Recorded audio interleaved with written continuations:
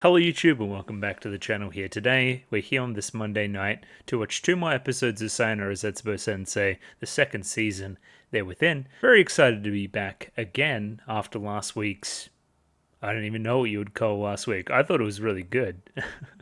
That's the word I'll use for it. But it was out there. It was very, very out there. No dilly-dallying, straight into those YouTube comments. Got the one here from Sal here today, all about that episode 4. The things to distract you episode. It was very, very good at doing that. So yeah, let's list them out here. Many unnecessary panty shots. That was distracting. I noted that one for sure. OP getting visuals. The ED having those extra scribbles. So those are two more things that were kind of out of the ordinary, out of the story, the narrative of the episode, I guess I would say. Now this was one that I saw and I didn't figure out the joke. So I saw that a lot of people were off-model, and I'm like, that's a bit weird. You look weird there. Put the main example with the guy's head, the old friend. He looks weird there. I didn't know that it was like a meta joke. They knew what they were doing. It's distracting. It's like, I can't focus on the story because his head looks odd. That's great. I didn't realize the joke there. That's really good. If you want to lump episode 3 in there too, yeah, the radio show in the background sure was distracting. You also have Kudo Jin telling that same story again. It's like, didn't he tell that story last time? It's a distracting detail. And yeah, the two episodes themselves were pretty well linked. I like this link here as well. Like episode 3, the radio show with the characters talking, and it's like, oh, actors, they have a voice actor on that radio program and that kind of thing, right? And then episode 4, where Komori is watching essentially Chiri fight like robots, mechas, and it's like, oh, this actress kind of looks like Chiri. Like, see, it's fun. It's like they're playing fast and loose with it in a really cool way. And yeah, this last paragraph here talking about them putting a lot of detail into certain aspects of the fan service in a way that is a lot. It's a lot. Don't need to see all that much of anybody all at once, I don't think. And again, you could argue that it's the meta joke. We're doing the Monogatari Ring of Rosie. Is it a meta joke? Is it legitimate? What are we actually trying to do there? Type stuff. And yeah, like in contrast to the flat character art, otherwise, not flat derogatory, but it just kind of is compared to the amount of detail we're putting on the panty shots. It's like they know what they're doing, but they're also getting away with it. So yeah, it's that old chestnut, isn't it? From there, yeah, we'll leave the YouTube comments. Let's give Patreon a shout out, and I have some news. I don't know. We're doing some stuff with the subs. I'll get into it. Either way, Patreon, if you want to be that 1 week ahead, it's your prerogative. It's linked in the description below. $6 a month will get you that. I would appreciate it. Many people have done this, up to and including Mickey Babbers, AJ, Bananarama Hamadama-sama, Bisa, Bobbin, Capella, Chobo Ribby, Copley, Sinarin, Dapper Dwarf, Darky26, Ed, Fancy Question Mark, Fleur Nightingale, Fruit, Fusel, Gloriana Tenebrae, Glyke, Greybeard, Guanal, Gus N, Hans Peter, Ika, Yako Yavanen, Jacob R, Jami Boo, Joran, Kasogtha, Kelvin, Clem, Nosta, Kont Begemot, Lick H, Lou, Marco-san, Mistake L Chen, Molly Weinberger, Mr. Maniacs, Parnik, Pencil Shop 333, Ragashingo, Runlight BNK, St. Lily, Sal, Sam1373, Skeleton, Tentacult Member, Waifu Overdose, Without a Net, Yuki Ali, Zach, Shinshio Yoshi, Akomancer, Binshi, Voodoo Chili, Aiden O'Brien, and Nico Lane. Thank you to everybody for giving me money. I enjoy the money. And yeah, as I talked about there before briefly, we're changing subs again, kind of. So I believe it's the same set. It's just that a member of my Discord by the name Iwayuru thought that, you know, it needed to fix some typos, a few mistranslations here and there, nothing major, I don't think, and a few typeset things to make it a little bit more aesthetically pleasing. You may have noticed that last week's was a little bit all over the place, even though if overall I think the subbing is better. We're getting a lot of opinions there, and I'm just kind of like, I don't know, the show's going to be the show, I guess. So yes, unless you go to the Discord and to that Google Drive link, which was shared so generously, you're not going to have the exact same copy as me. If you know, either way, there's that picture-in-picture version, which I think most people use regardless. But yeah, thanks, basically, for that new version. Hopefully it looks better. Hopefully it runs better. This will be kind of the test run, at least here with episode 5 straight off. And setting up the show, I don't know. We're just gonna do whatever. It's Sayonara Zetsubou Sensei, baby. We're ready and raring for it. Let's go. So yeah, normal show stuff, like the video, subscribe, Discord, all that jazz. And let's jump into episode 5 of Zoku. I was going to say Zoku Owari Monogatari. No, Zoku Sayonara Zetsubou Sensei, of course. Hello, I am White, and this is the start of episode 5 of Sayonara Zetsubou Sensei Season 2. 23 minutes and 43 seconds on this one. Sync up accordingly with your own copy. Yeah, picture-in-picture, and we're using that copy on the Discord if you want to grab it yourself. It's up to you. Let's give this thing a 3, 2, 1. Radio, 3, 2, 1, go. Flowers.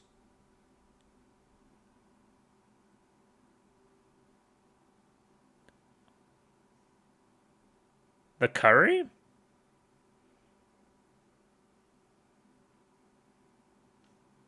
Okay, law. And Sinetsky upset, which is par for the course.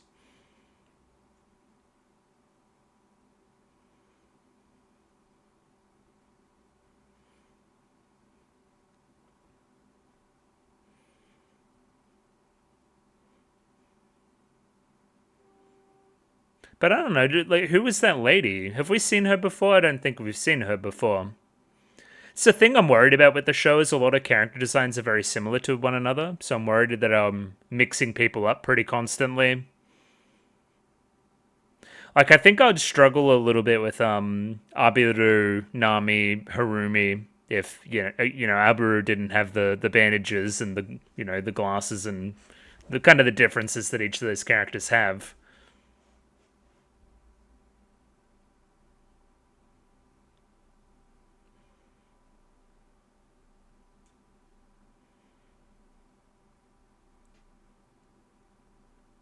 You know what would be a really fun thing one time? I should get up every single opening that I've done for every single show I've done on the channel and put them in a big list, try to rank them. That could be fun. I really don't know what the best opening I've seen is on the channel, that is. I think this one's kind of up there. Family Tree of the Arts. Okay, school fair, like sports festival is the term I'm looking for. Why, why are we inside? Yeah, so we don't do sport? Oh, I'd prefer to just play with my friends. I guess.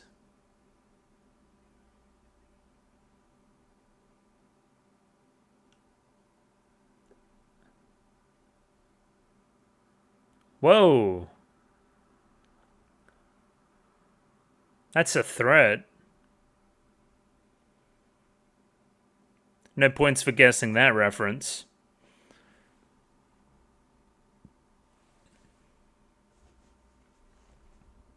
Yeah, explain yourself.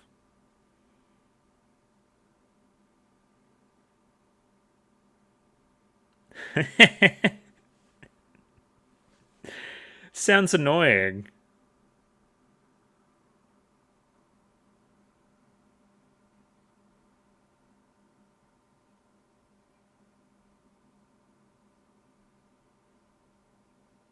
Yeah, fucking put him in his place, Cheery. Who won?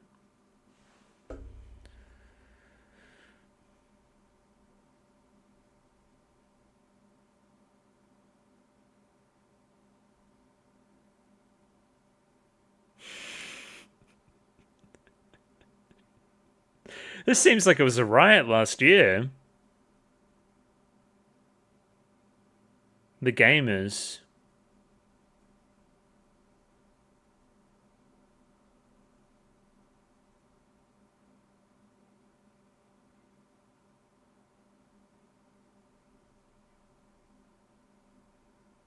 A lot of subdivision.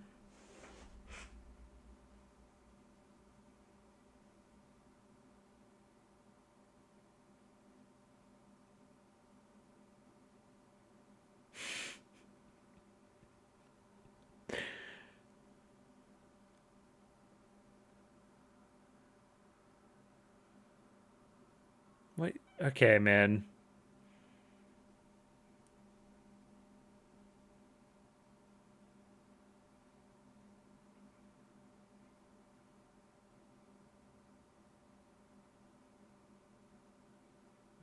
Hey, yo. Smashing your way in.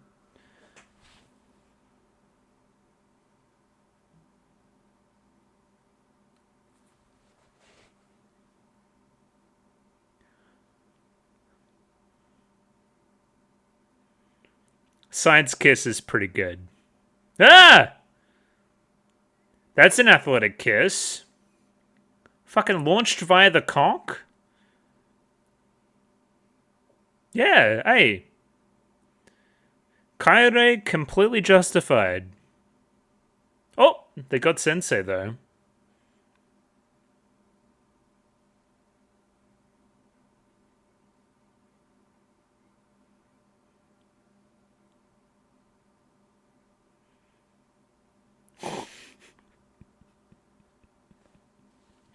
Uh,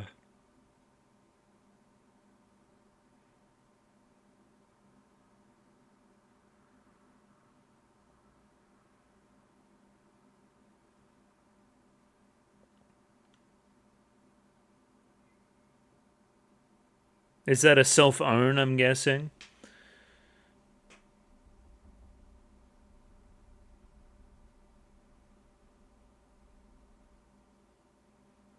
Oh.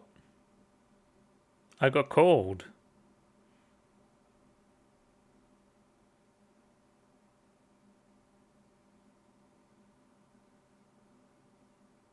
Okay, now we're blurring boundaries.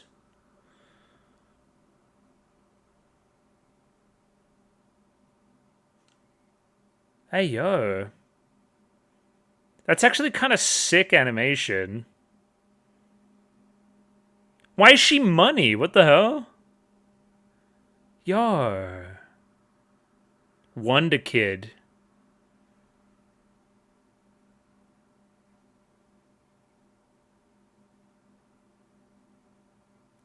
Uselessly.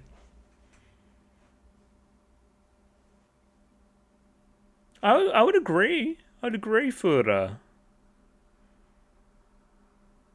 Explain yourself. Oh, okay, yeah.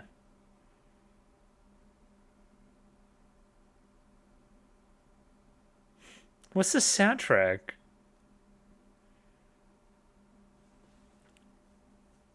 What do you mean by endings?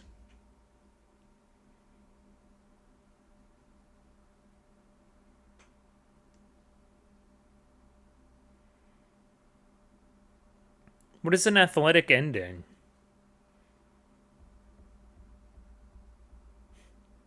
A nuke. Bakuhatsu, indeed. What? That was a cool like meta joke for the ending, making it a bit about endings. Okay, what am I looking at?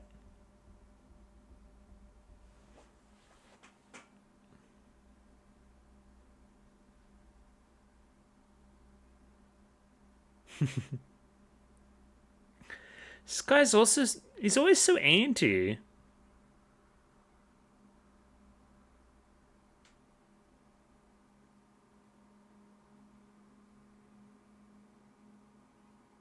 Well, yeah. Another extremely Japanese joke, by the way.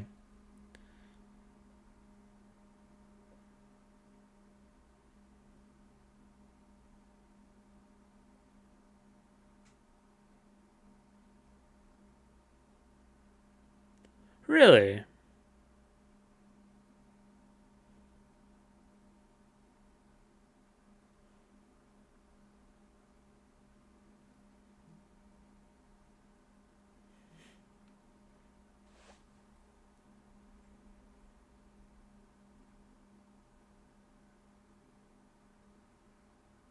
It's meant to be a bit of a mystery, right?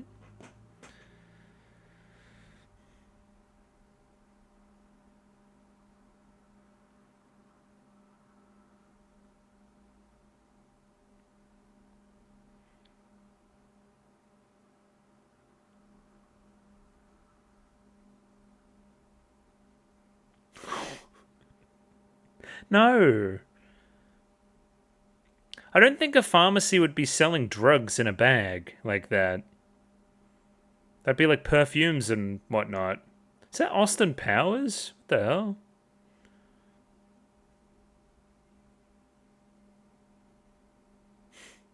Is that an Argentina team shirt?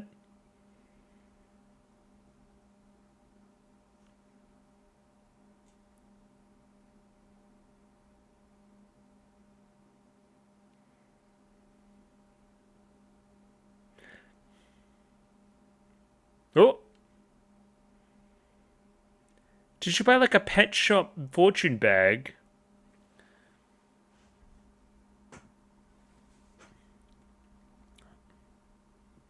Some kind of fucked up meat bag.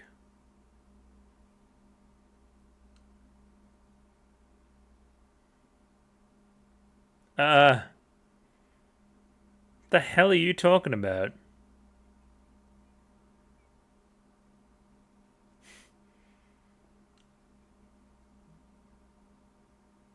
Yeah, where the hell are you from?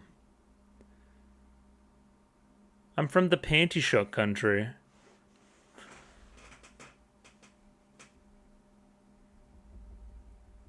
Oh! D. I'm sure you've noticed how this portion of the episode is directed. I think it's very interesting.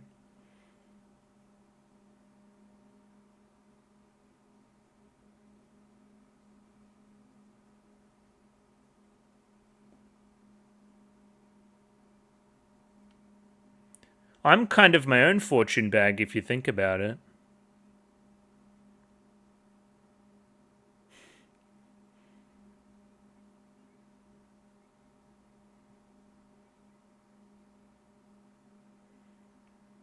You're good at collecting leftover nonsense.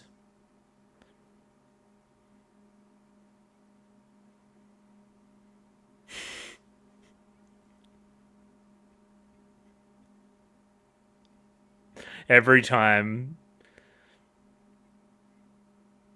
Yeah, don't steal construction stuff. Bag him up.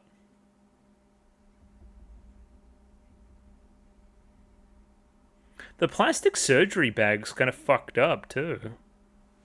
I don't want to think about that.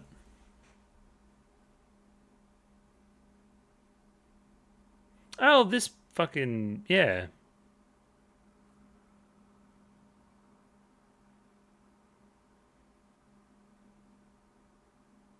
Leftovers.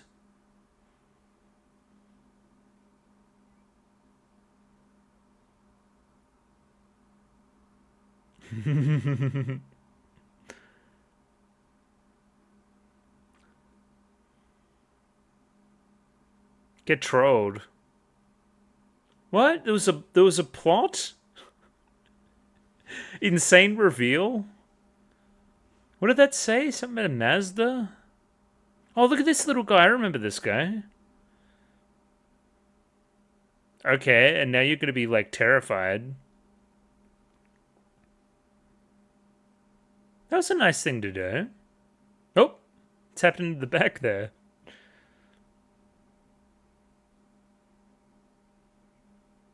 I don't know, I liked it.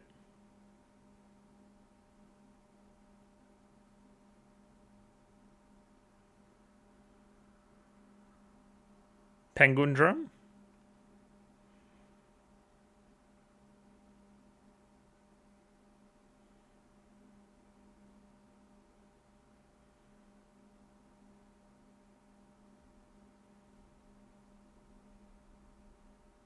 Oh, that kind of incites a thank you. I think that's pretty minor in the old, performative charity.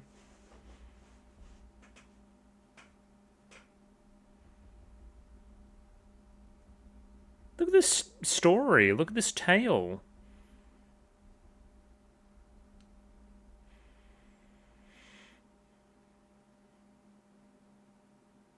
Oh.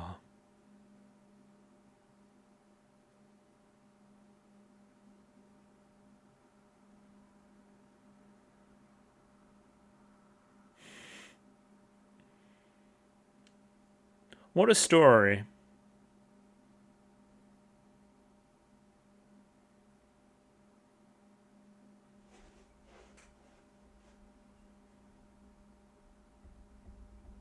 Thanks.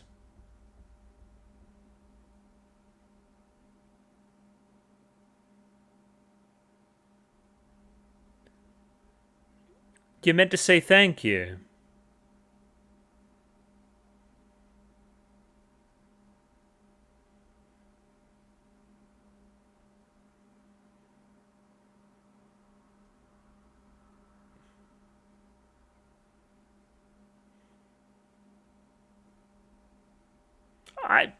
I don't know. I'm thanking people regardless. I don't care if they're showing off a little bit.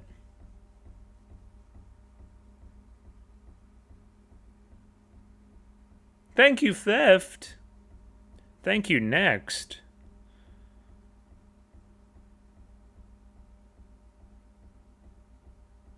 A little bit, yeah.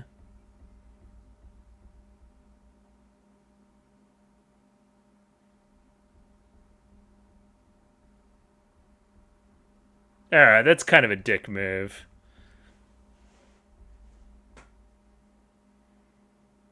I feel like that's a different thing, though, to the example. Yeah, any restaurant that has a free smile on the menu, kill yourself. Consider the following. Kill yourself.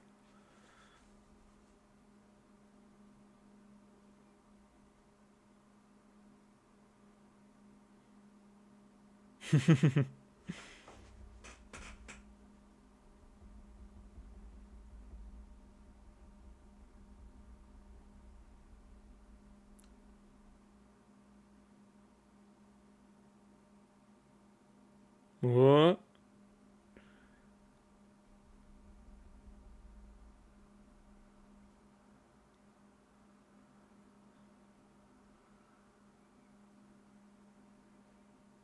And then what happened?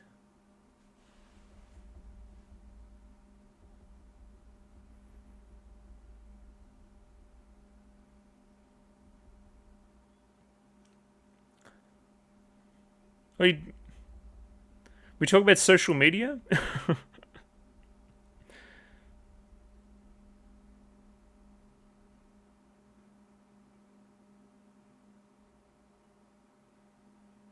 Yeah, I don't know.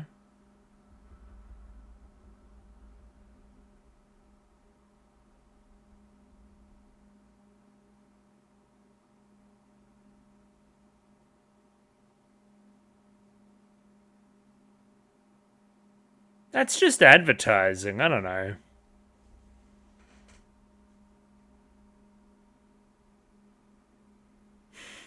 I'm in despair as well. Is it?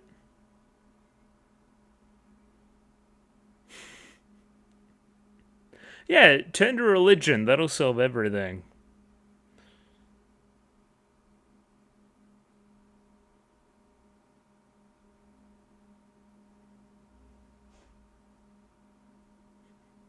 What?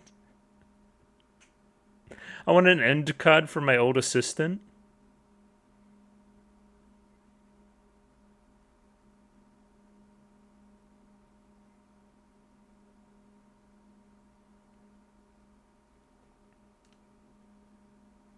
I don't know, I'm just like that.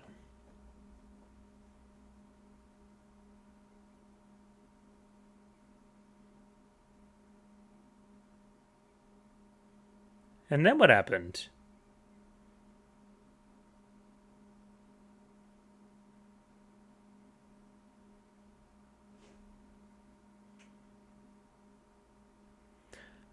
It's not hard to thank anybody.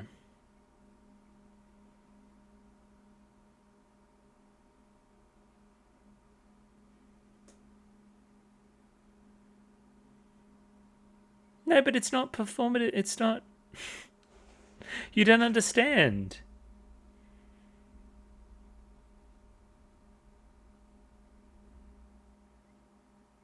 Oh, Tsundere.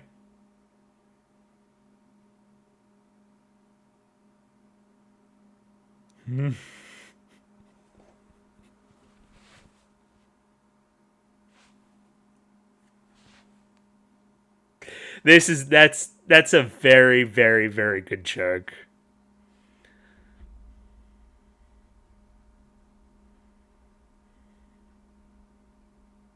Yeah, there's never been a need for the dere. People just fucking self-insert the dere later on.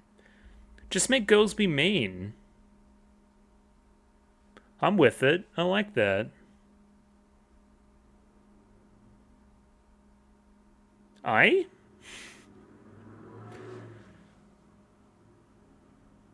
Do you have a comment?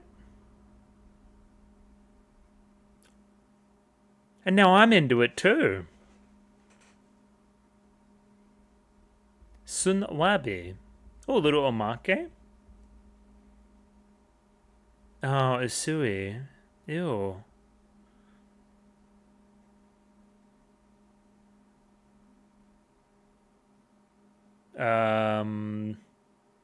Camera angle.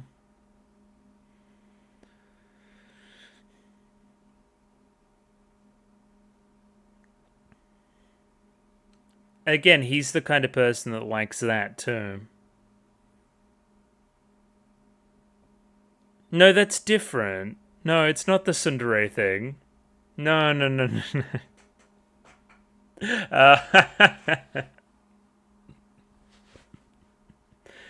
Very funny.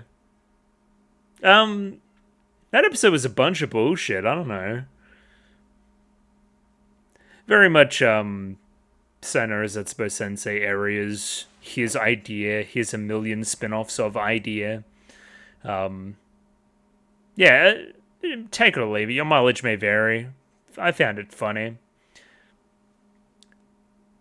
Again, I don't think we're there with the last couple of episodes, but it's still good, obviously.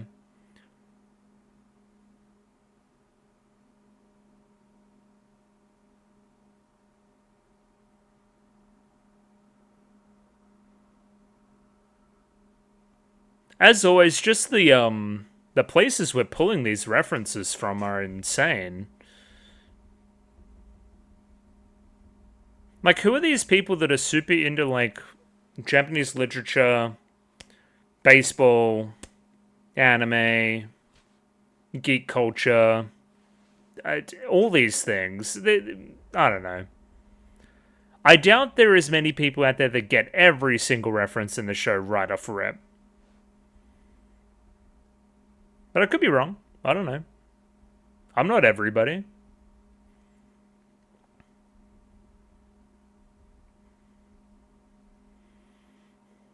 Senju Gahara's house.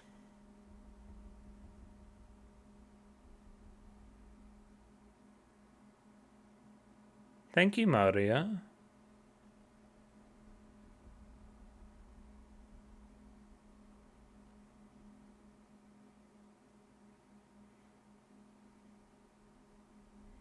Big Naked Rodrigo? Or Rodrigo? Sure. And yeah, we'll dive straight into episode 6 very, very shortly. And yeah, episode 6 up there ready to go. Same old, 23 minutes and 39 seconds. Yeah, the subs I talked about, picture in picture. Let's give this thing a 3, 2, 1. Radio, 3, 2, 1. Go.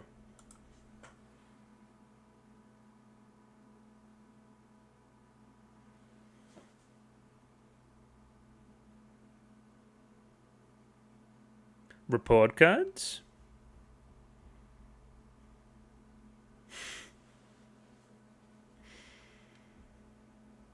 We're doing this a lot, where he just walks in and says, we're not actually doing the thing. I believe in not reporting. Now, you can spin that in a lot of ways. It reminds me of, like, accountancy and, like, financial reporting. Oh, yeah, we choose not to report this quarter. It's like well, you know, it's not good, right? If you don't want to report, because you know the results.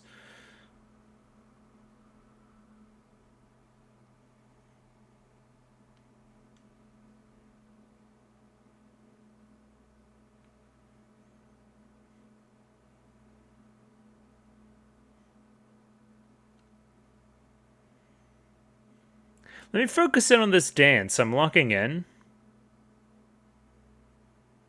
They're like doing like this or something. It's sick.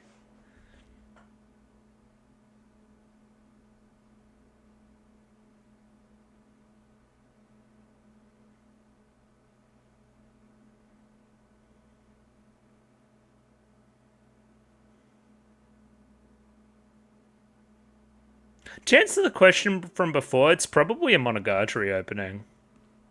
Maybe. As much good stuff as I've watched, there haven't been like a ton of like standout, fantastic, top of the class like openings that I've watched.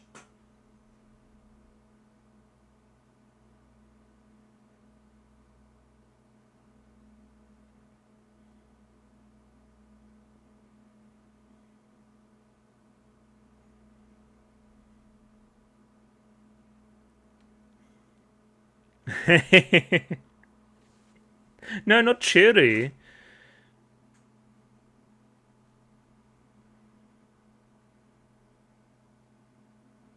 Eviction.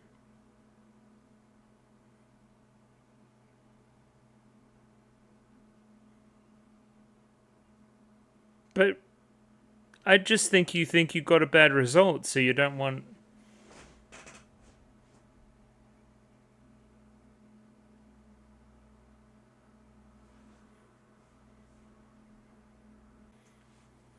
Sorry, I had to get up for something, so if there's a weird cut there, that's why.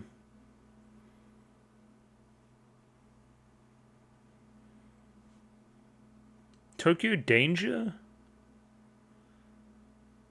Okay, so this is how you spin off the reporting thing. It's more about information than actual report.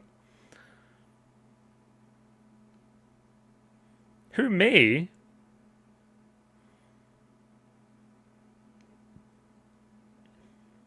I'd rather be in blissful ignorance.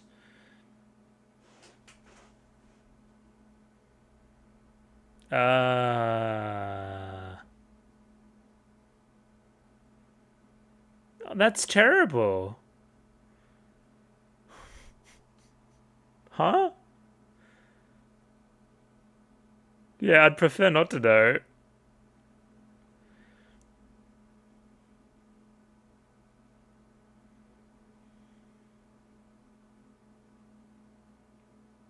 Yeah, how does that work? I guess you can do it.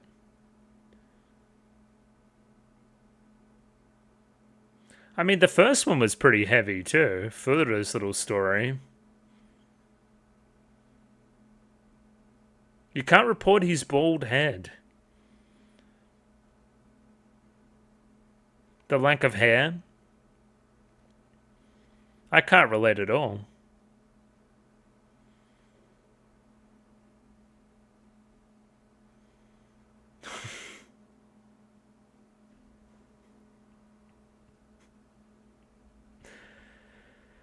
Excuse me? She's always there. What do you mean you were there?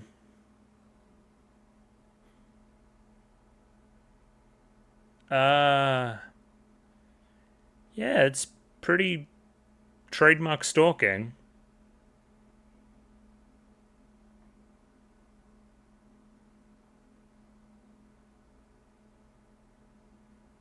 Well, that way you won't know anything, right? Nothing will be reported.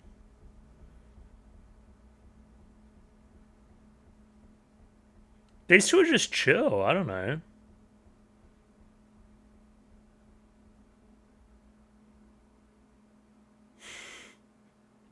You're not getting away from Sinetsky.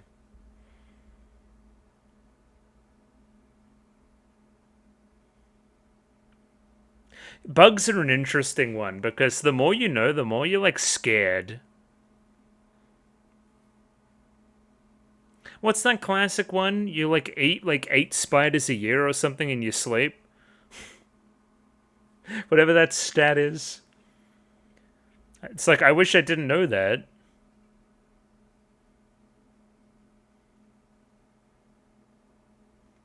Is it some kind of sign? Kind of looks like signs.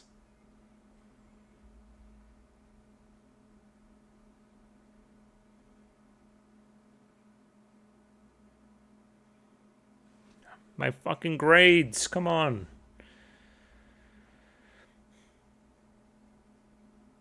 Who's that person?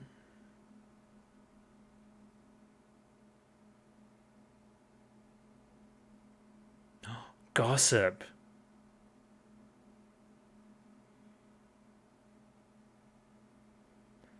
Gossip. So did you hear on the grapevine my grades by any chance?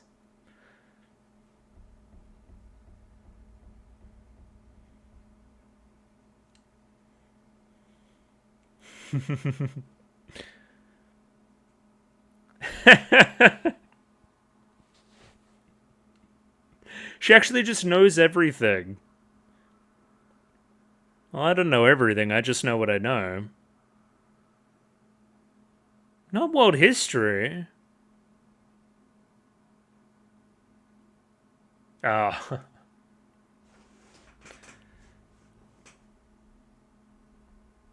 Okay.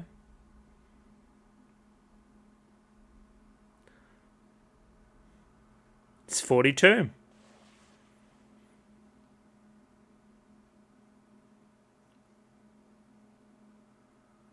Whoa, this is actually sick.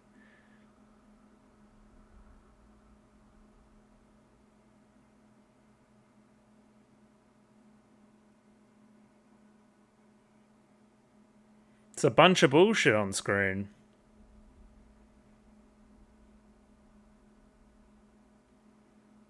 Yeah, I don't know.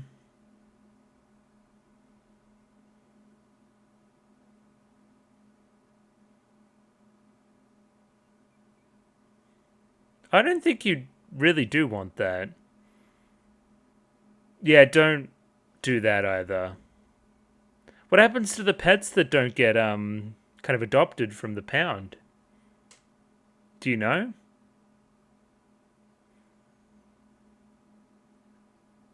Oh, this evil curry lady's back. Food poisoning Chan. They're just sleeping. There was a butterfly in the classroom? Okay. It was all a dream. The meaning of the universe. The tale of Hoichi the Dreamless. Tezuka Sensei said that?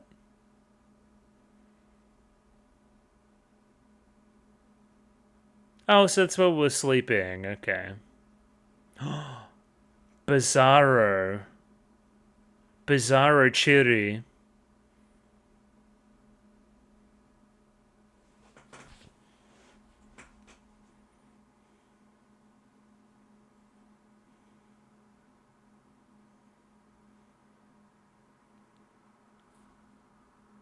Hey, yo, no ero scenes, please.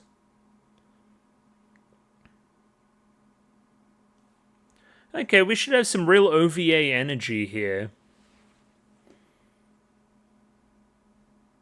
Oh, he's cool.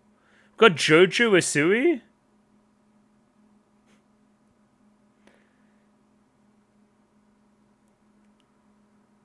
And everyone's noticing him.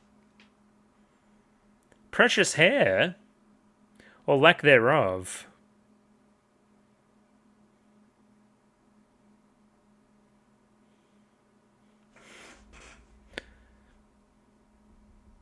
Wait, you're talking too? This one's creeping me out. I don't like Meru talking.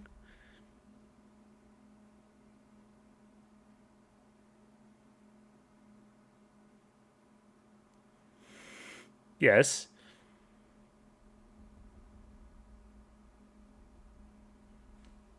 know, I'm liking the dream. We're playing fast and loose with it. It's fun. Oh! Dude, she's actually sick. Kirikomori.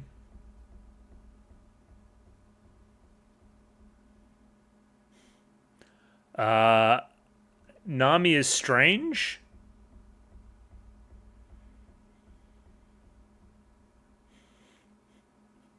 I swear I'm normal, I'm normal, I'm normal.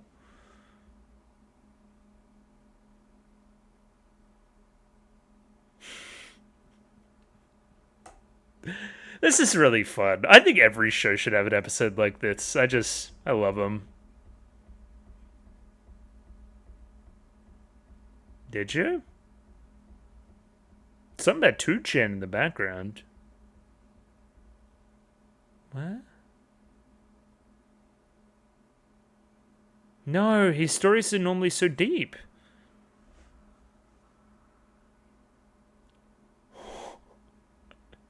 Put 2 and 2 together there.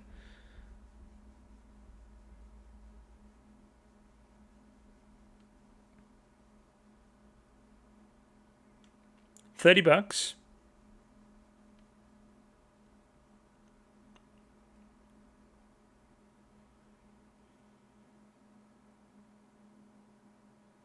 Do babies dream? I don't know if babies have dirty dreams.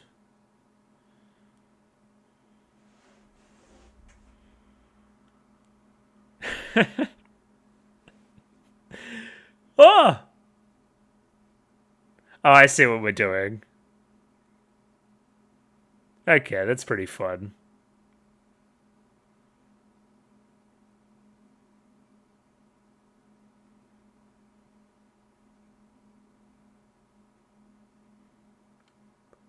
Yo, this is scary. What the hell? The silhouetting with the eyes reminds me of something else. I feel like I've seen that somewhere. Alright, it's turned into a nightmare, though.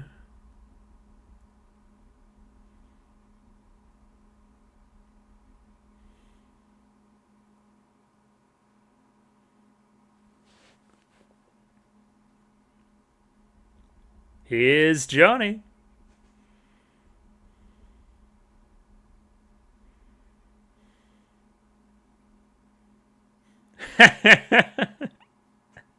Okay, this is fucking weird as shit.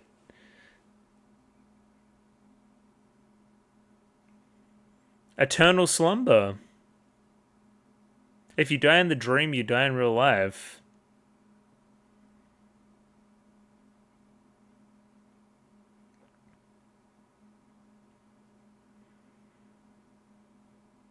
Damn, he fucking died. Who the hell?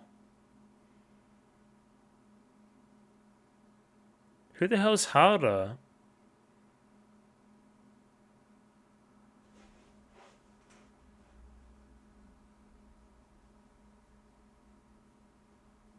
That's kind of deep. Who the hell is Director Hara?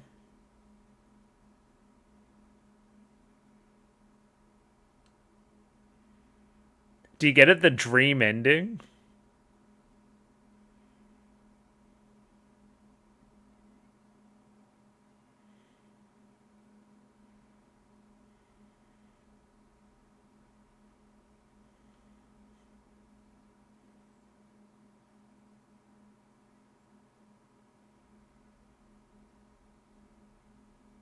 This is actually kind of cool.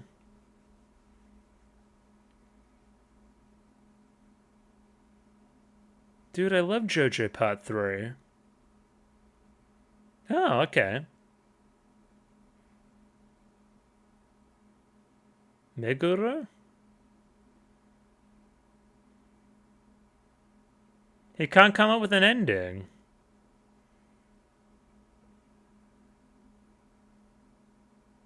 Okay, saved. Or not. Ah. Inception before Inception, bro.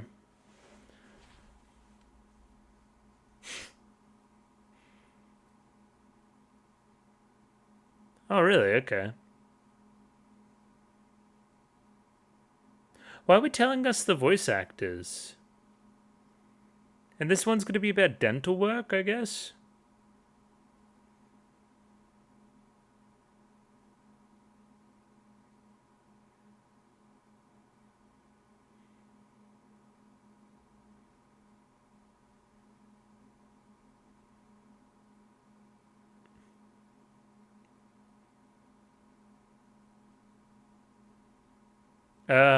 Okay.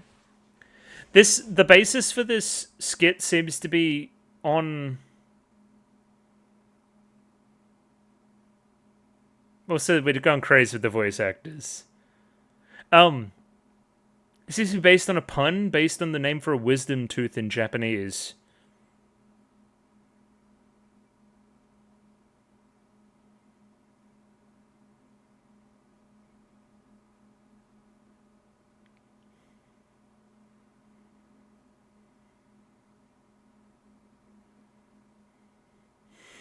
The voice acting is throwing me. I'm gonna be honest.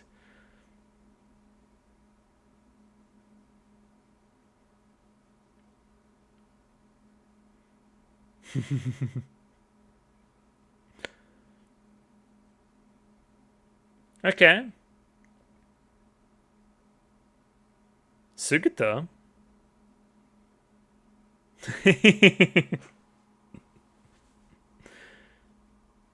No way. Idol fan?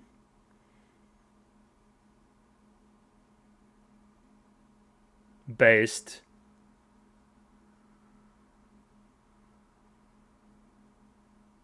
You can be both.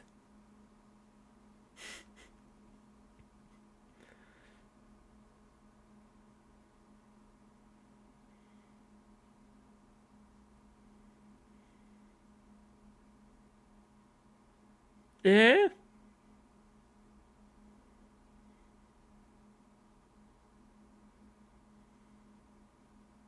Hmm. I was about to say, that is. Yeah.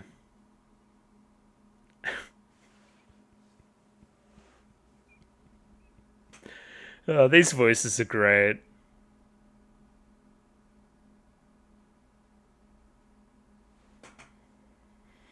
How do you accidentally burn a curtain? Now that's a real one.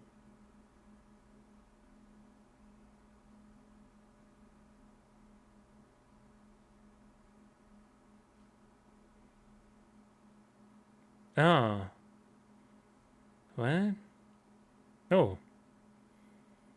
That's some Harumi type shit.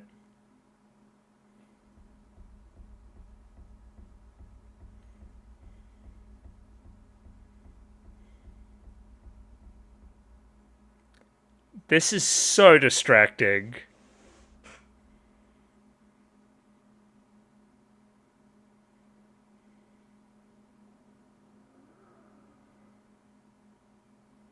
It's true.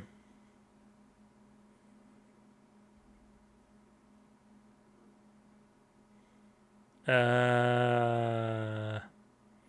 not how relationships work.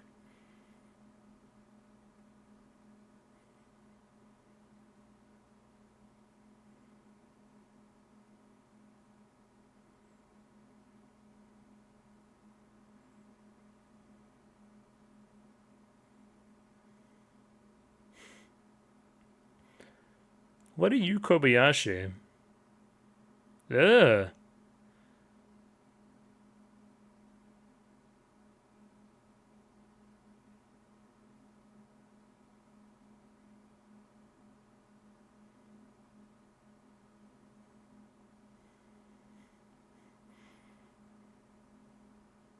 Whoa.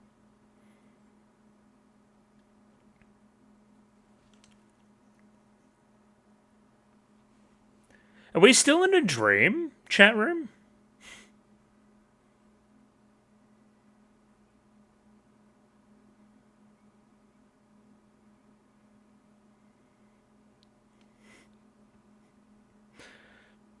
Oh shit.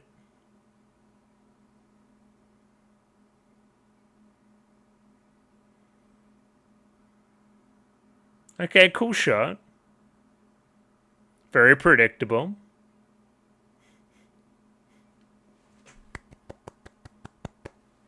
Very good job. Good joke.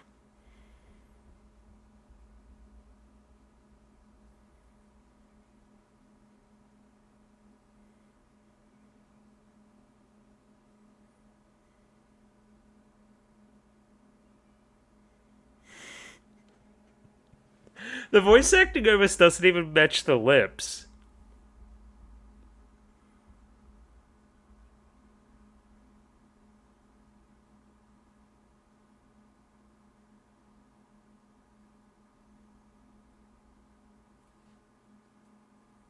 What?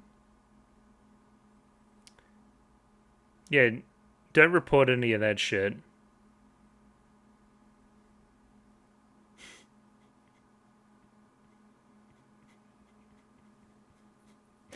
Thank you, Kamiya. Ah, admired it too. That was inexplicable. Bro, if you're like a fucking real big voice actor head, you're getting a lot out of that. But I'm not quite there. I dabble, but not that much. If any, it's just distracting. You got some good gear out of it, obviously, but super distracting. Yeah, what a cursed episode. Between that and the dream sequence, it's just like cursed is the word for it, man.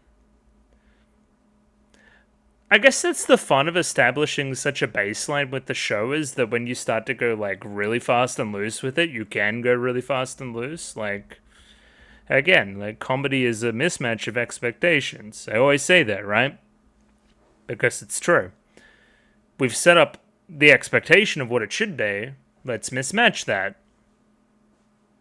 Funny. It's good. Or at least very interesting.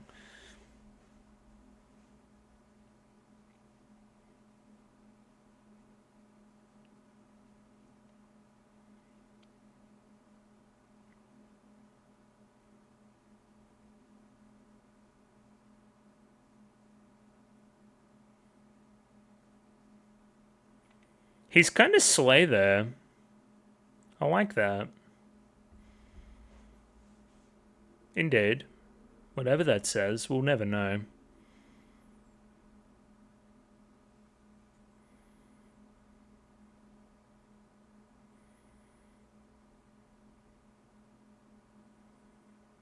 Heck, we're burning the fuck out of Kinsaku City.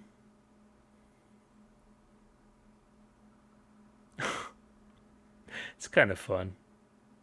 Oh yeah. Yeah, with that we'll leave it there for tonight. I don't think that's the best thing to watch on late at night. It's quite confusing. It's thrown me off. But yeah, we'll return tomorrow for a little bit of analysis. So I'll see you then. And we're back. It's been 2 days since I've last seen you. Episodes 5 and 6 of Season 2 here have been watched. In fact, they've been watched another additional time as well, because I already recorded this and then the footage fucked up. So sorry, patrons, because this will be late, but I wish the video worked as well. I think that would have been sound, and that's ironic because the sound was the problem. But anyway, point being, if I'm a little bit brisker through this 2-episode segment and through this segment overall, it's because I've already recorded it once and then it didn't work. So I'm a little bit short. I'm not very happy about the current circumstances, but we're plowing on regardless, and we're going to talk about these episodes once more. And to that end, I thought they were fine. Very, very heavy on the references, almost to a detrimental level, in my opinion. I feel like we struck the balance a little bit better with previous episodes, particularly 3 and 4. I was a little bit more fond of them. There's some really creative segments. I love the part with the voice acting switches and all that nonsense. That's just prime meta Sayonara Zetsubou Sensei stuff, but it's mostly the show in its bag. It's pick a concept, it's find a bunch of esoteric references about the concept, one of the characters in the class will rebuke him on it, and then the thing will progress to its natural endpoint, to which hilarity will ensue, and I don't know, Itoshiki will get into some kind of horrible accident, or something will happen to him. He'll get his just desserts for the way that he's being in that skit, I guess. And yeah, that's kind of the we're going through the motions a little bit. We're getting through that kind of like middle, like hump day almost area of the season, if that makes any sense. I was hoping that we could propel off of that and do a few more interesting things and mix it up a little bit more. But again, your mileage may vary. It was still quite funny, which it always is. But again, I don't know. I don't know. Maybe I'm just a little bit more negative on it considering the circumstances as well. But I say we jump back through here. Starting here with episode 5. So this interaction confused me initially during the first watch through, but now I've got it pretty down pat. This is some non-chronological storytelling type stuff, whereby we're talking about a curry that you gave us and shared with us and blah, blah, blah, blah. That story comes back around by the very, very end of the episode, whereby we see that we're quite sick because of things that have occurred. Yeah, there we go. Not the end of the episode, right there at the end of the second skit. Pretty funny. I don't know. I kind of wish this character went a little bit more of a direction, but it's nice that it's, it presents a mystery and it pays off. It's okay. And yeah, obviously that last frame there of Senetsuke quite upset at the current predicament she's in, I guess. Yeah, pretty obvious stuff. Right after the opening, we have the next setup, which is generally a sports festival is going on outside, but we're stuck inside not participating. This is nice and subversive. Normally in these kind of slice of life shows, you would run through a sports festival of some kind. I believe Azumanga Daioh does it twice or 3 times actually, so again. And it's nice that, we're just inside. It's quite funny, Normally you would base the episode around the events happening out here, but yeah, I liked it. I think that's good on a base level premise already. Instead of participating in a normal sports festival, we're going to be doing a cultured sports festival. Because again, we think that we're the cultured types. If we throw ourselves into something that intense that quickly, it's not going to go too great. Now, the first of the references that I really liked that I actually went and researched. Yes, thank you, Microsoft Bing. This is in reference to Norska of the Valley of the Wind. Princess Kushana, of course.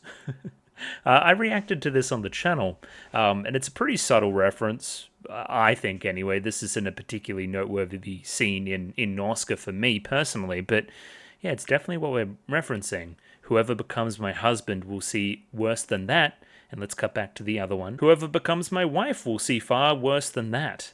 And the kind of art style similarity, the similar shot, it's all there. It's pretty good. I don't know. I liked it. In particular, even if you didn't get the specific reference to, Norska, you're getting something from the art style change and the spunk on the face and that kind of thing, right? Pause.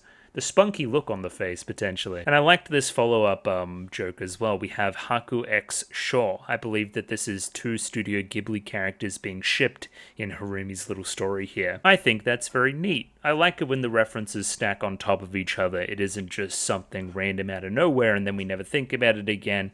It's kind of the same thing in our mind, once or 3 times over. It's nice. Oh yeah, and that's great too. This is the guy from Spirited Away, right? And then this is Princess Mononoke. I don't know. I'm not all like that, but I do recognize this structure here, which is very similar to the kind of manga 4-koma style that we had previously. That kind of story that Harumi had. So I like that we're reusing that here, specifically this shot here too. Why are they reading Sega All-Stars? I don't. Anyway, no points for getting this reference, of course. I think I made that same joke in the reaction. So yes, it begs the question, how are we differing ourselves from a normal kind of sports festival type thing? We're going to do a more cultured festival, cultured obstacle course per se, and then, again, esoteric references galore. Isn't this a 4chan thing too? Like, obviously that, but like that? Sage, isn't that? I don't know. It's been a very long time for me personally. I like this part here where Chiri tries to imply the opposite of a cultured athletics festival, which would be an athletic cultural festival, or I may even getting those two mixed up, but you know what I mean.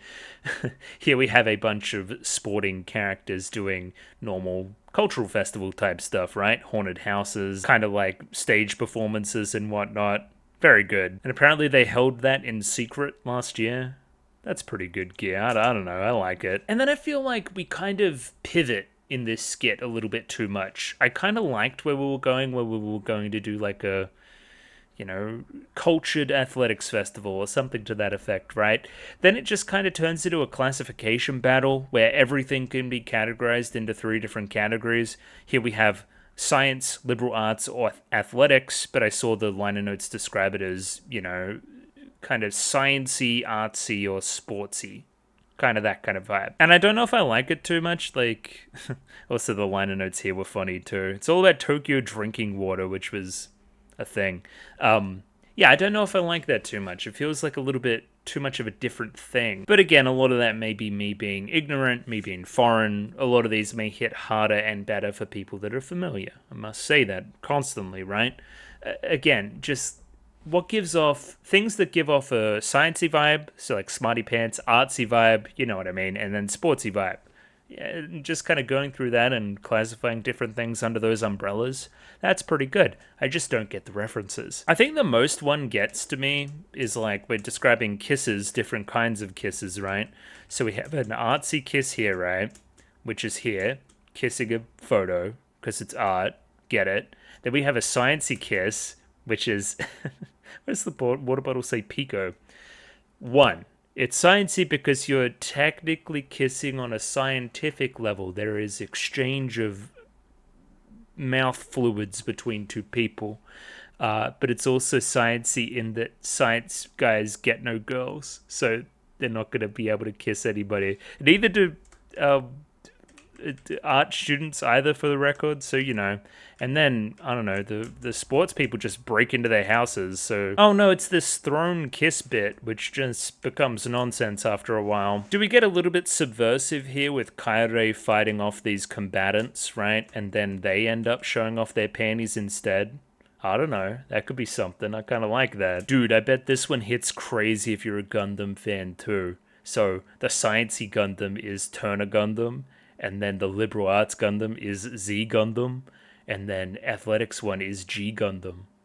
Bet that hits crazy if you're a Gundam guy. I'm not. This is another 180 as well, another pivot.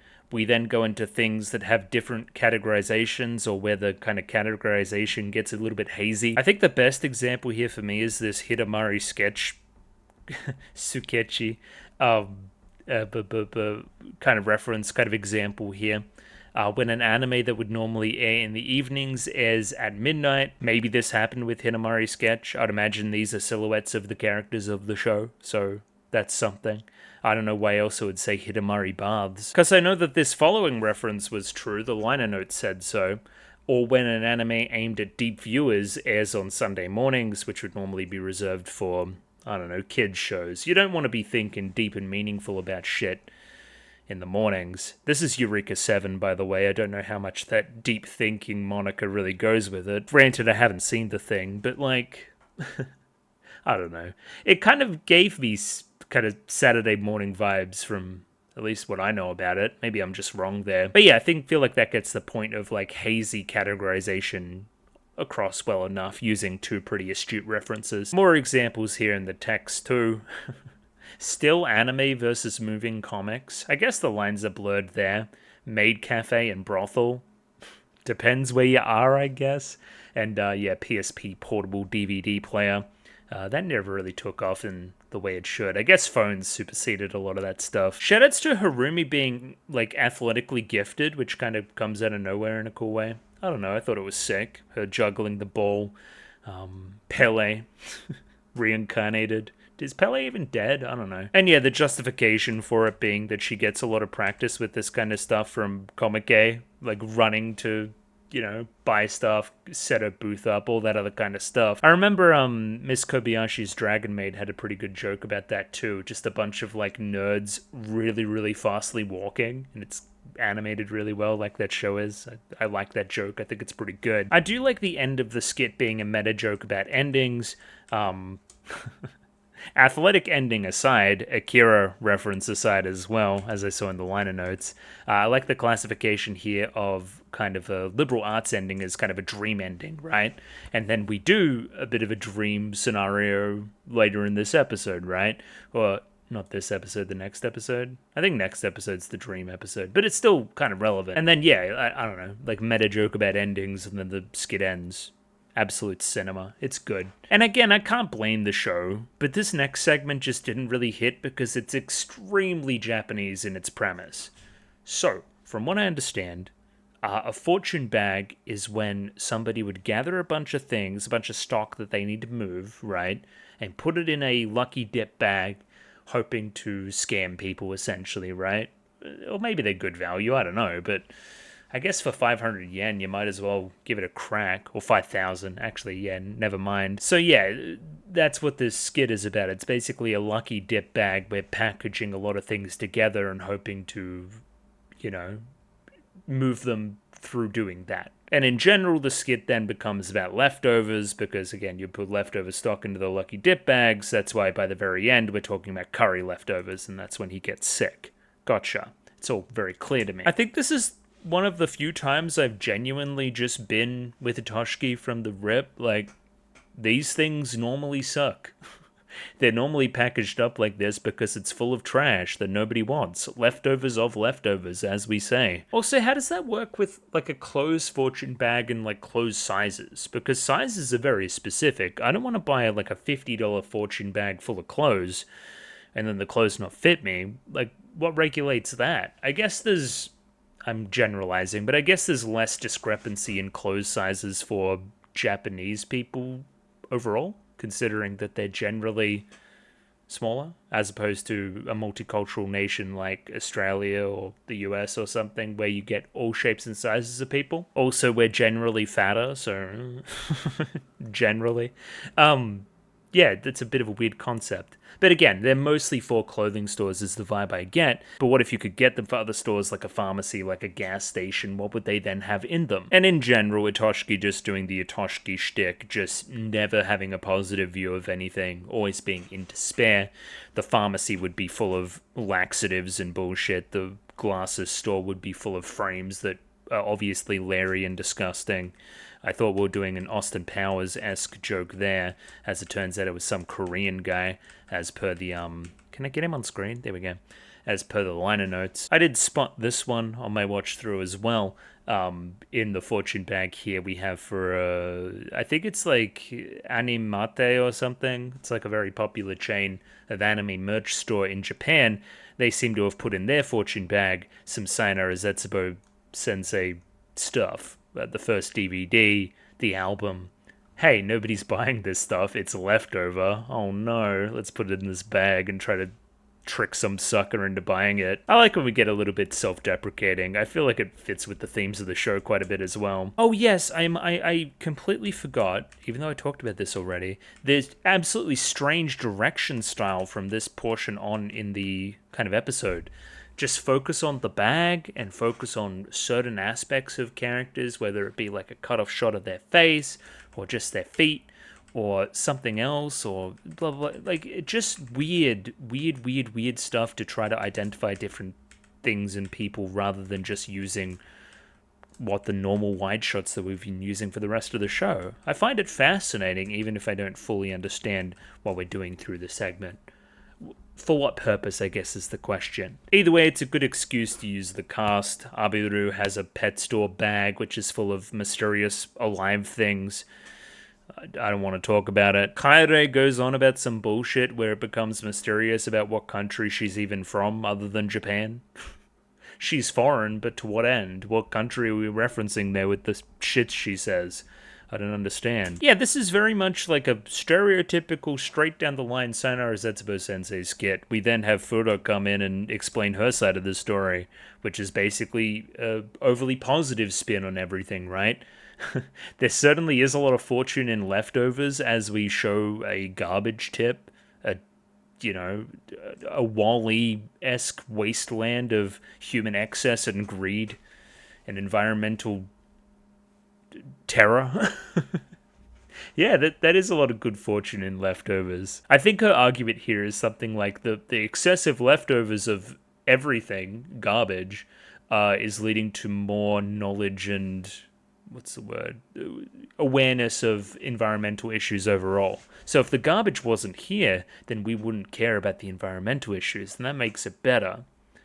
Sure, overly positive, I guess. Just every single episode we have just like an out there reference to 2007, 2008 baseball in Japan, where I'm just like, what am I supposed to do with that? I can't do anything with it. It's very, very of its time. And I don't even like baseball like that. Now, if we're talking cricket, now I'm all over it, but we're not. We're talking baseball. So, I don't know. Apparently, these guys were put in a fortune bag because they're leftovers. And then, yeah, as I noted before, we then come full circle with the college student next door who's made him some leftovers. He gets the leftovers, Majiru gets the leftovers of the leftovers, and as a result, both of them end up sick. Turns out the cooking itself wasn't all that great. It wasn't very fortunate at all that we did what we did. There's a mysterious scene here at the very end that this college student was actually somebody else, but I don't understand that. Is that referencing a character that's going to show up at some point? Because I don't recognize the uniform even. Is this even our uniform? Maybe this segment here isn't the best one to look at. I believe it is. Yeah, no, it's our uniform. Okay. Odd. I don't know who that character is. Who would... We have that character that fucking sticks its fingers up the dog's ass that's broadly evil, whose name I keep forgetting. Is it her? Maybe, I don't know. Somebody was disguised and poisoned us. So here, this is... I said the last segment was Japanese. This one's way more Japanese.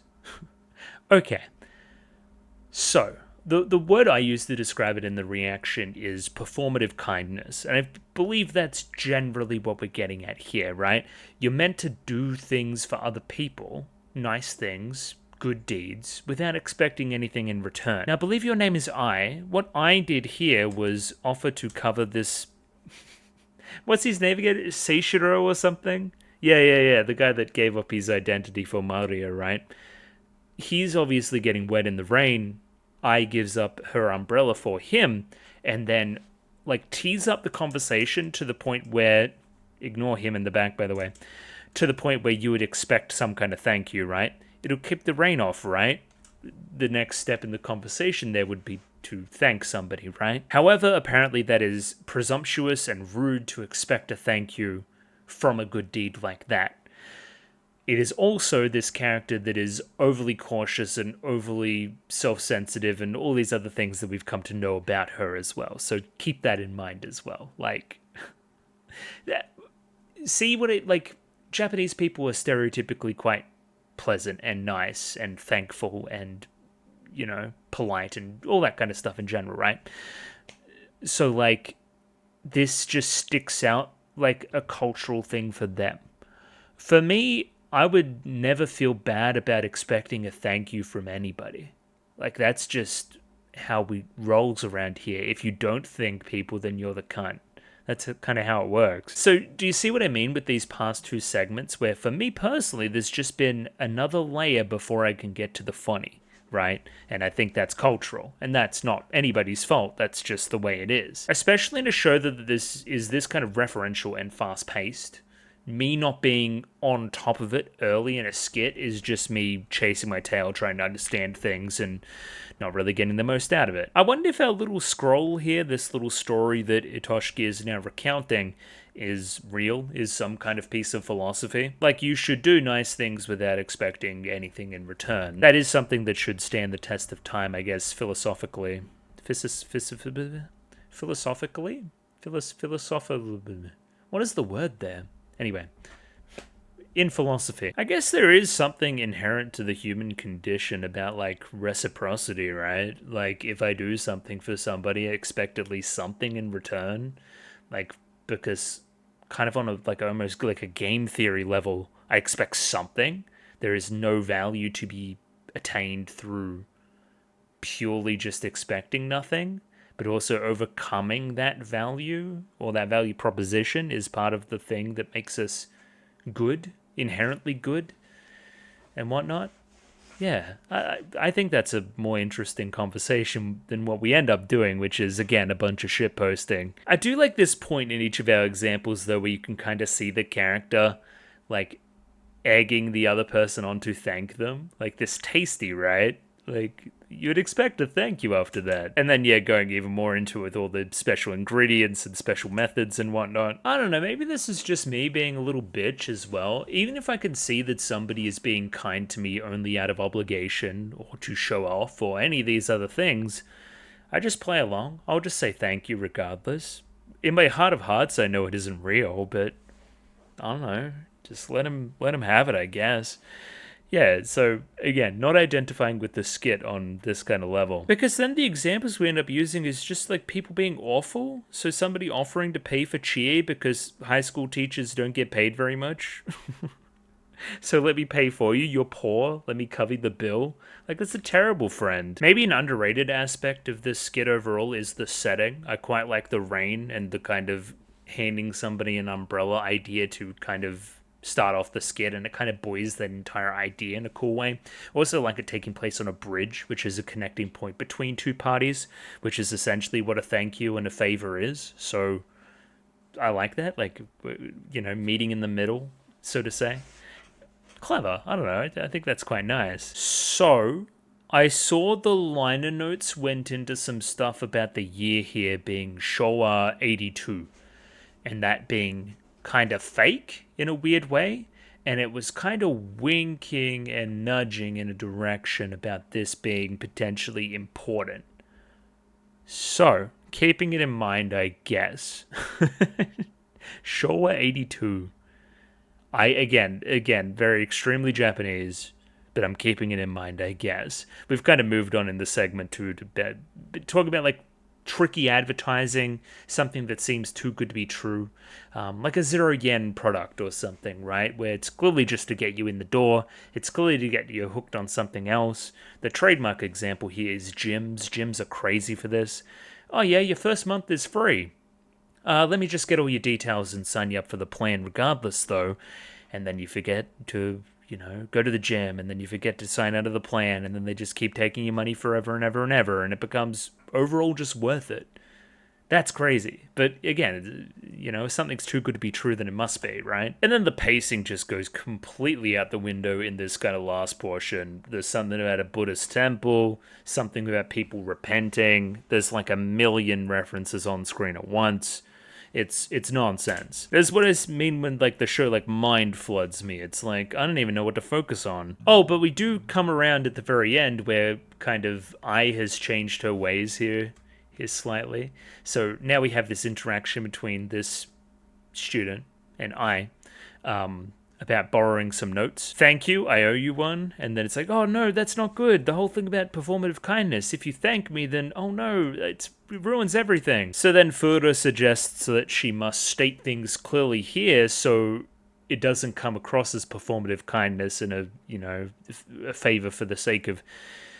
She just turns into a tsundere. That's the joke. Like, in her wild flailing to, appease some cultural thing in Japan, she just becomes a stereotypical tsundere. It's not like I did this for you or anything, baka.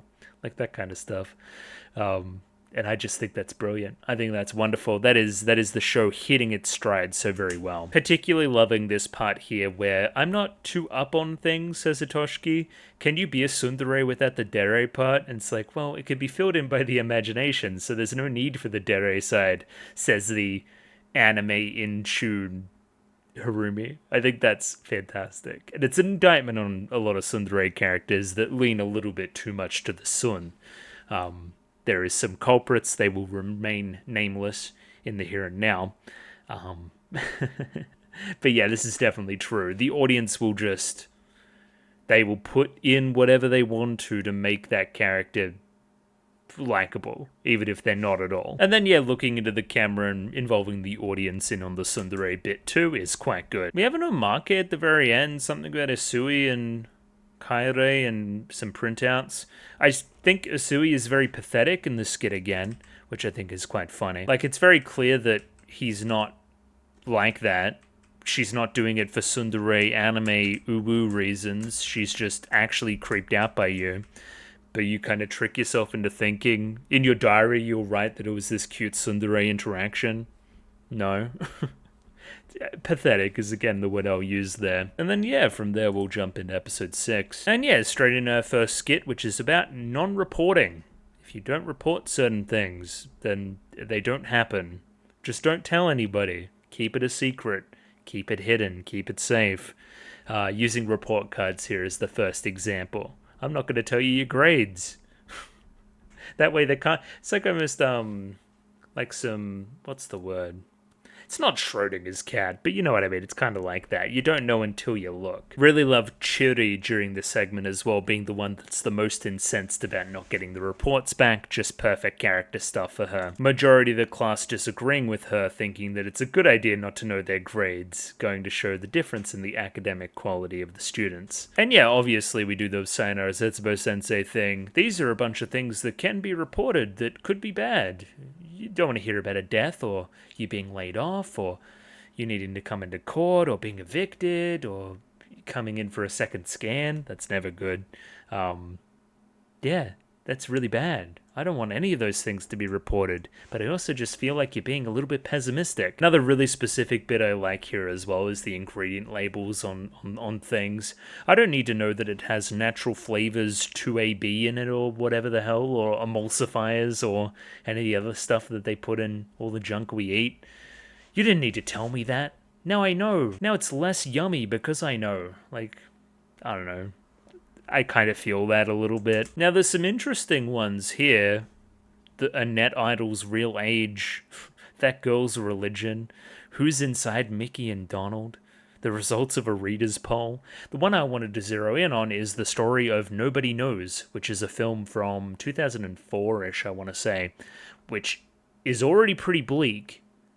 And then, don't look this up. This is terrible. The real story here that it was based on. Like, that's something that hits the point home. I don't want to know that. I don't want to know that at all. So again, look that up at your own discretion. I'm not going to talk about it here, but that's just terrible. It's basically the worst thing that can happen. Oh yeah, who's this character again? The housewife. I remember her. It's not Okar-san, but it's something like that. Anyway, apparently her husband has a lot of debt that he only revealed after you got married. That's terrible, and it is way too heavy for class. That sucks. This Sonetsky side story here is also insane, that she's been aiding in the non-reporting of information to Itoshiki here by reading his mail and throwing it out, which is fucked. That is literally illegal. But again, you should have kept that non-reported as well, and there wouldn't have been an issue. The skit evolves. Itoshiki doesn't want to have information reported to him, so he's going to become an isolated person in the mountains. But again, as always, not all too isolated, because there's always somebody following him, before his knowledge of bugs and the reporting of that knowledge to him makes him change his tune. Hopping catfish, standing raccoons, a fleet of mice, let's go with. So again, as it turns out, there's a bunch of scary stuff outside too. Crop circles notwithstanding, shoutouts to M. Night Shyamalan. So Itoshiki's gone and fucked off up a mountain, but we still have Chiri, who obviously wants to know her grades. So who's going to be able to know the grades? Obviously the person that knows everything about everything, which is the apartment complex, like, housewife / gossiper. I thought this hit home as well. There's always somebody's mom. Like, remember when you were going to school, there was always someone's mom that knew like everything about everyone. It's like, oh, get a fucking grip. Like, honestly, you don't need to know all that stuff. Just like, and then yeah, obviously like telling everybody, spreading the secrets, all that kind of jazz. I hate gossiping. I'm like the opposite of gossiper. I'll learn information and it fucking stops with me. I'm gonna be honest. I don't talk to anybody about anything. I do think the evolution of this joke to the point where she knows the meaning of everything is fantastic. It's already pretty good where she knows like all these chemical compounds and Chiri's like exact grades and whatnot. Chiri's really great here too, where she's like, I'd rather all the grades just be 4 if they were all the same. I don't want 1 4 with a bunch of 5s. Oh no. And look at him, he's like being the Sonetsky this time. That's crazy. I do think asking the apartment complex gossiper, the woman of the apartment complex, the meaning of life, and her showing you such a like detailed diagram that is under everything deep beneath the earth is very funny. And for the record, let me show you something. So, chat room, this is the liner notes. This is the segment on this image, and it goes, and it goes, and it goes, and it goes, and it goes, and it goes, and it goes. I'm going to be honest with you, I stopped reading like here. I'm like, I'm not understanding any of this. So this is maybe the most insane thing in the entire show so far. Because apparently this is understandable to somebody, this image. And again, I'm not like that. Even if this was in English, I'm not like that. You guys are fucking crazy. But it's impressive, I'll give you that. And this is a particularly dark ending to the skit too. Furo would like to know the whereabouts of pets that haven't managed to be sold. You don't want to know the answer to that. I'm gonna be. That's like the nobody knows story. You don't look that up at your discretion. I don't need to be the one to tell you that. A nice connective tissue between the skits is this college student next door. We'll see who that really is. That is trying to constantly give him meals and stuff. Because this spins off into him lying on the floor and sleeping and dreaming and stuff. But it was also present in episode 5, which is my point. It's a nice connective thing, connecting the two episodes. This is Tale of Hoichi the Dreamless, and it's basically the Bizarro World episode where everybody's opposite. I do like the meta joke immediately. Tezuka Sensei has banned dream endings. Obviously, Osamu Tezuka, very famous mangaka, famously didn't like dream endings, so we've already fucked up by putting ourselves in a dream here and now. And again, for the record, it is good writing advice. Dreams take away a lot of stakes, unless there's something tangible within them, like something like a Inception or whatnot. That's the one time it's a bit okay, but just writing off everything at the end of a story by saying it was all a dream is sucky writing. It's always going to be, I think. This is our first example of our Bizarro World characters. We have Chiri here, who is lazy and not studious and eating cup noodle. I don't know. Oh yeah, isn't this an Urusei Yatsura? Because basically we're just doing like disclaimers, like if characters suddenly change into other kinds of characters, or we have sex, or someone dies, none of it matters, it's a dream. JoJo reference, everybody point and look at the JoJo reference. This is Bizarro Usui.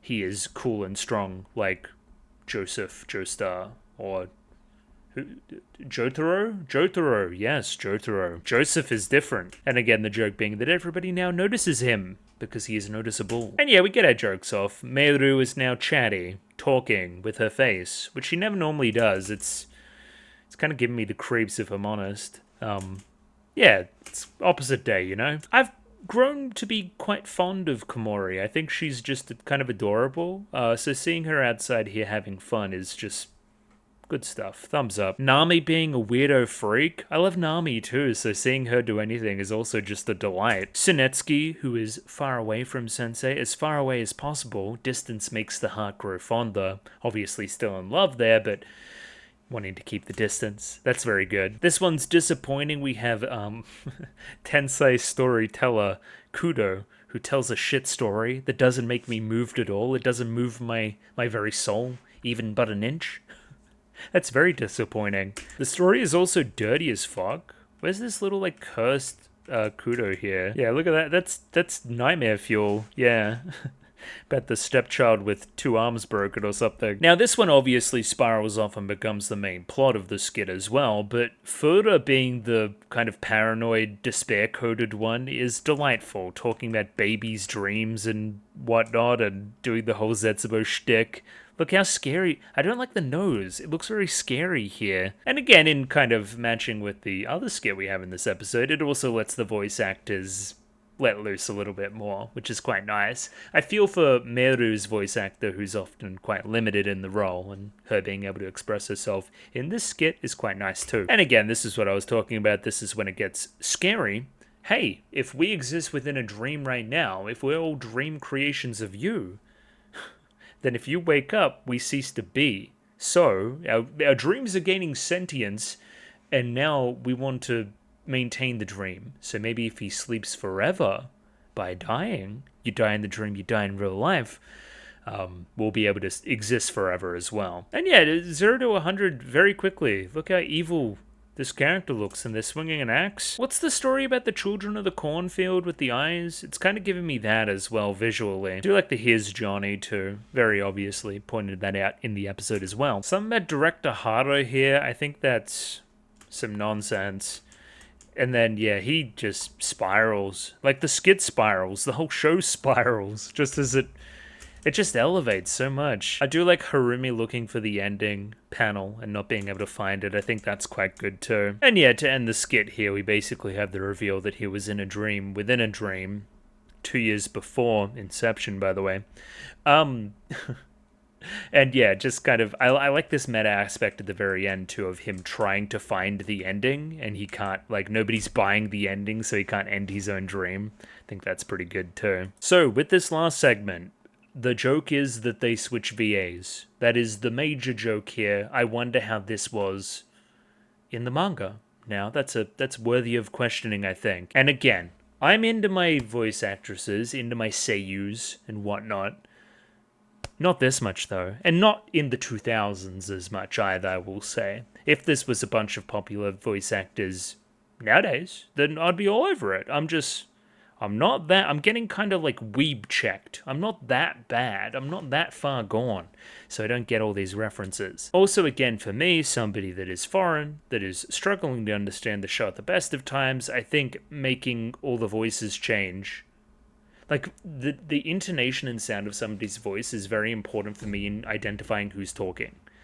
So, changing that is a nightmare. It's kind of like, oh my god, who's even talking? And I'm reading and I'm trying to get the jokes all at once. It's like mind frying. And I've already done this once and it's still eliciting the same result. Here's the first example of a change in my opinion. We have Yajima Akiko coming through with a bit of voice acting for Nami. It may also be me having recorded this once already and going through and looking up a bunch of these names that is making me almost at the end of my tether, if I'm honest with this segment. So I don't know, the skit itself is about wisdom teeth or something, which have a different name in Japanese, which was quite confusing for me initially. Now again, I'm pretty sure that most of these voice actors they were using are extremely famous, but one of these names is a lot more famous than the others. I'll give you that right now. So yeah, shoutouts to Gintoki himself, as well as a million other people, I think. Oh yes, it comes into like hiding things again, and hiding things from your parents, much like the teeth hide and come out with time.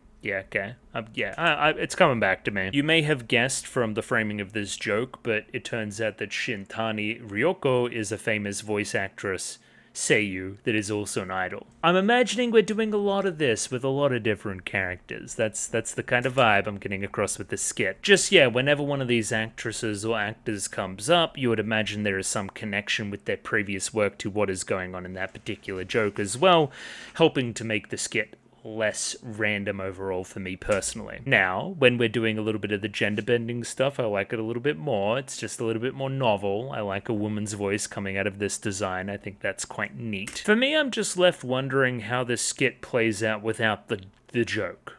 Because is it distracting or is it funny? I think it comes down to your own personal level of knowledge. That's about it, I think. I don't know. I don't have much else to say about the segment overall. It's kind of just here. I don't know, we do like a weird Rin joke there at some point too. There's a great segment here at the very end where Kamiya comes through with his voice acting for a couple of the female students, which I think is a fun twist too. Again, that's probably the highlight comedically for me there at the very end. I don't know, it's just kind of really distracting. And I keep forgetting the Rin's in the show. Like, I don't know if they're doing a good job by her at all. I don't know, that's kind of it. It's, again, I'm left wondering just kind of where that skit goes without the gimmick. And yeah, I don't know. It existed. I don't know about those two episodes. They were funny. I found enough things to laugh at. Again, I'm grasping for focus, as I always am with this show, as well as a little bit of frustration at recording this segment already, as I'm sure you can probably gather.